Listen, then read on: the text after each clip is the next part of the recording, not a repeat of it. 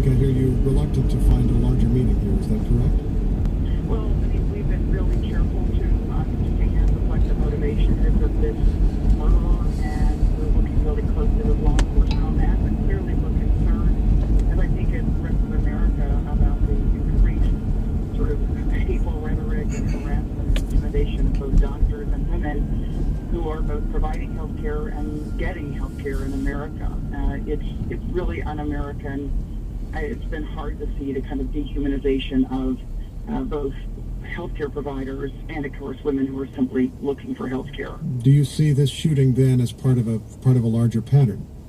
Well, clearly, I mean, Steve, there's been an incredible escalation of harassment and intimidation against Planned Parenthood health centers, but also other women's health clinics in America.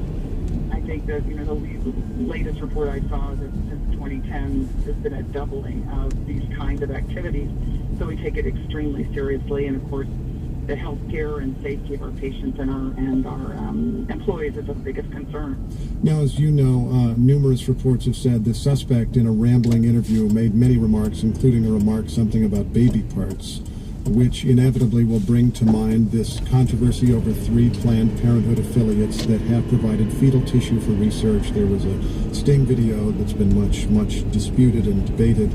Is it fair to link this to this other debate? Well, I think it's important to recognize that words matter.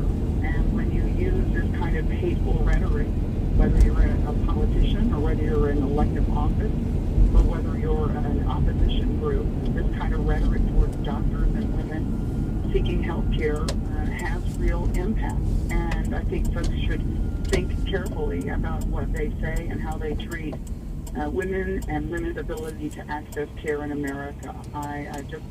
It's alarming to see this kind of rhetoric and these kinds of smear campaigns against abortion providers and patients continue. And I suppose we should mention Republican presidential candidates have suggested that the extreme rhetoric is on your side. Carly Fiorina, Republican presidential candidate, says it's left-wing to link this shooting to the videos. Ted Cruz suggested that the shooter could have been, quote, a transgender leftist. He was citing a report in a conservative website. Is there a danger in drawing too broad a meaning on your side from this shooting? I think we've been extremely careful. We are working hand in hand with law enforcement, Steve, as we do across the country to ensure the safety of our patients and the safety of our employees. I think where you've seen the most heated rhetoric has been, frankly, in this presidential primary. Folks were willing to say anything it seemed to get ahead in their political ambitions. And the real danger in this country is when people put politics ahead of women's health care. It's horrifying to see, and I can't believe we're seeing it even this week as we should be, to me, thinking about the families of the people who were killed and injured and how we can stop this kind of violence in America. Well, on this Monday, will there be different security at any of the other 700 Planned Parenthood clinics across this country? Well, we have very strong security measures in place and always have at our health centers. And as you may know, even over the weekend, thousands of women access Planned Parenthood for a whole variety of health care. You know, our commitment at Planned Parenthood is our doors stay open, and they did this weekend as well. Ms. Cecile Richards, thanks very much. Good to talk to you, Steve. She is the leader of Planned Parenthood, and she's speaking with us on this Monday morning after a shooting in Colorado Springs in which 3 people were killed.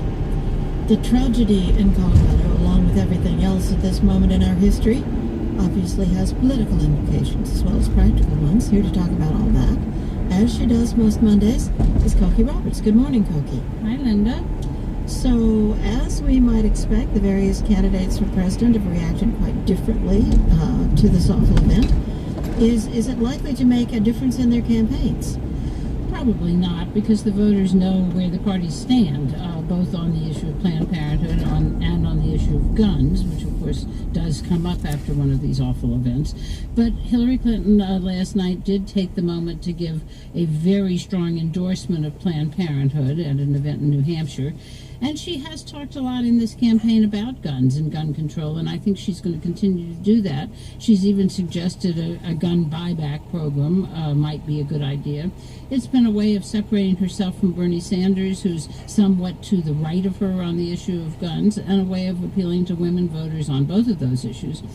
The real question has been the Republican reaction. You just heard Steve saying what Ted Cruz and Carly Fiorina had to say, basically blaming it on the left. But there was some criticism that the Republicans had not spoken out on this issue, of sense that they might be holding back because of the support of attacking Planned Parenthood in their base of voters. The Republican candidates have also seemed fearful about addressing another issue on center stage right now, the candidacy of Donald Trump. We saw over the weekend a few candidates, Jeb Bush of Florida, John Kasich of Ohio, going on the attack, but by and large, the Republican field has stayed silent about Donald Trump. Yeah, absolutely. Bush did call the prospect of his presidency, quote, scary, and said he wasn't a serious candidate, but that he would support Trump over Hillary Clinton. John Kasich refused to say whether he would support Trump, saying that Trump has criticized, I'm quoting here, and insulted women, Hispanics, Muslims, and reporters, and he just kept saying that the Republican Party would not nominate him. But look, you know, Linda, that these candidates are fearful.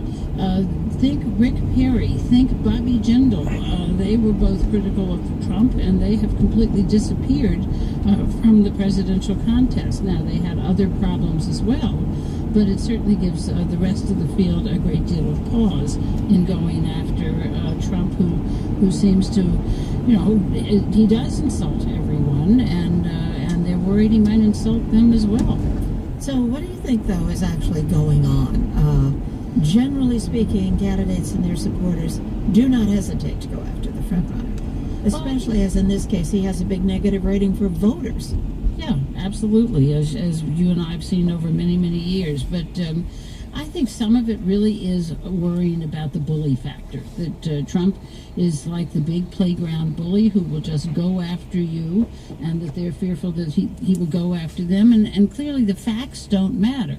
I mean, that's something that's become very clear in the Trump candidacy, so that, you know, that whatever they say, he can just make something up. I think some are also worried about his voters and the prospect of him waging an independent campaign. But, you know, the real problem is no one else has emerged to challenge him. Cruz is up in Iowa, Christie's up in New Hampshire, and it's been like that, sort of seesawing around among the candidates. And, of course, with the campaign finance laws, super PACs can keep these candidates in the race much longer than they normally would be. So there's still a dozen or so in the race until those first votes are cast in Iowa. Cokie Roberts, who joins us most Mondays with her political insights. Thanks, Cokie. Thank you, Linda. We're also tracking this news. Kobe Bryant has written a letter. It's addressed Dear Basketball. It's a poem, actually. In it, one of pro basketball's greatest players says he is retiring. This season will be his last of 20. You said you've always dreamed of winning a championship. Is it what you dreamed of? Or is everything and more? I mean, you have the regular colors falling from his hair, the fans going crazy. I got the hat on and everything covering my throat. It feels great. That's Kobe Bryant. After winning his first NBA championship with the LA Lakers, he won 5 in all. He once scored 81 points in a single game. This would be 18 for 20 from the line, and an 81 point for this crowd for number 8, Kobe Bryant. Bryant was also much criticized. He was once charged with sexual assault. A criminal case was dropped after an out-of-court settlement. Former teammates said he was selfish on the court, though he described himself as a perfectionist. Bryant's retirement poem, Dear Basketball, includes these lines. I'm ready to let you go. I want you to know now, so we can both savor every moment we have left together.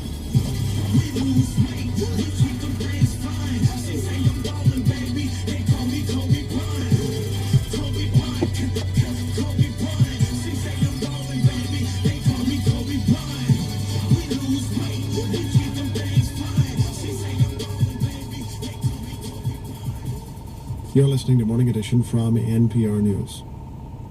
I'm Doug Fabrizio. Today in Radio West, the writer and feminist Kate Harding is joining us to explain why we have a rape culture in this country. She's written a book called Asking For It that is a clear-eyed and really blunt examination of sexual assault as a social phenomenon. She examines stereotypes in entertainment, in media, politics, and one of the baffling questions she explores is, why is it we tend to support the rapists more effectively than the victims? Join us at 11. Support for KUER comes from X-Mission, a Utah business internet provider. X-Mission offers cloud services and secure server co-location in its downtown Salt Lake City data center. Powered entirely by renewable energy, xmission.com.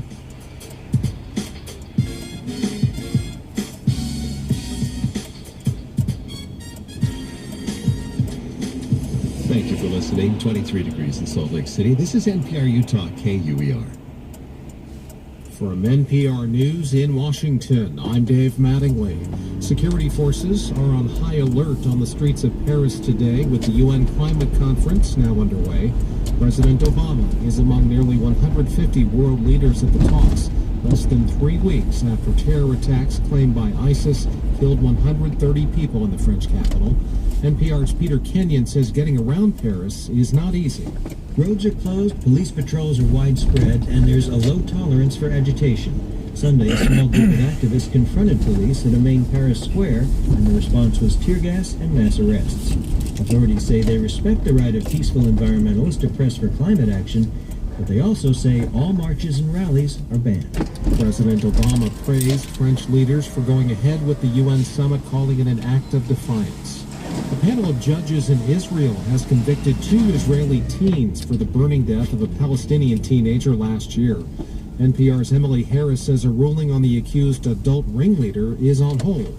The judges acknowledged that the religious Israeli settler accused of masterminding the murder did kidnap and bludgeon Mohammed Abu Khader, but they've delayed a conviction while they review a last-minute defense claim that he was mentally not responsible for his actions. Abu Khader's parents have said they will appeal to a higher court if the 3 are sentenced to less than life terms. I'm Dave Mattingly, NPR News in Washington.